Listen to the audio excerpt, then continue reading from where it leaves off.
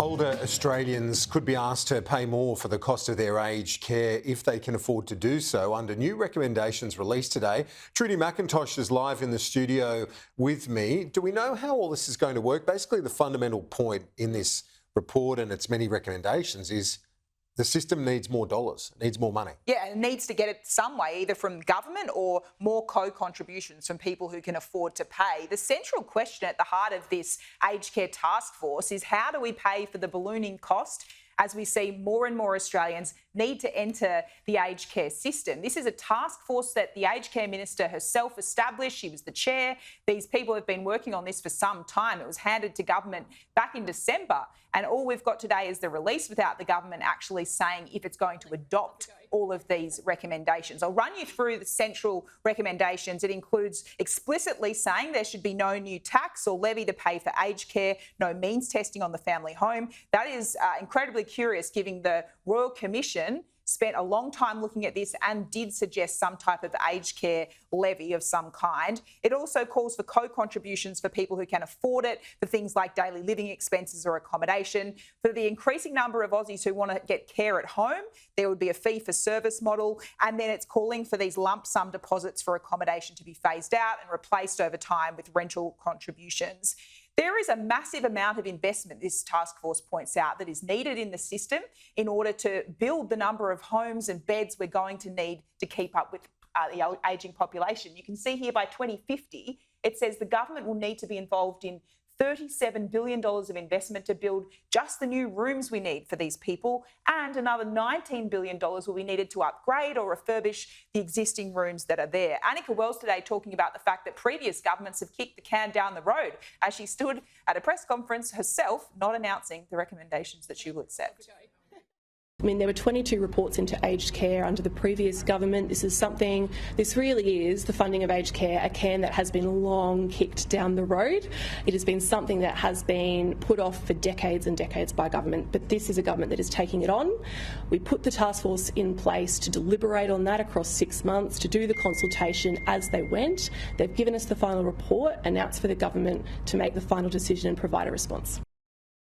So the Aged Care Minister saying they've given us the final report, but they includes her because she was the chair of the Aged Care Taskforce process. Again, the Minister spoke about the complexity of this system. There's no arguing with her on that. The other thing you would add to it, though, it is a tinderbox, really, politically, when you start to talk about the way that all of this is funded. And that was her point in terms of why they are not going down the path of the new tax or a levy. She says that was a red line for the opposition leader, Peter Dutton. He'd made that clear last year. So to go down that path would have meant they were going to have this massive political bun fight when she wants to try and seek bipartisanship. On that today, though, Peter Dutton wants to see more detail before he's willing to provide that.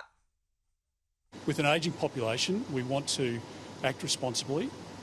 We'll support sensible reforms, but we don't know anything about what's happening with workforce, and if it's just a sop to the union movement and they're making it even more unsustainable for providers to increase beds at a time when we need those increased beds, then that's not something we would support. So we'll have a look at the detail and provide our response then.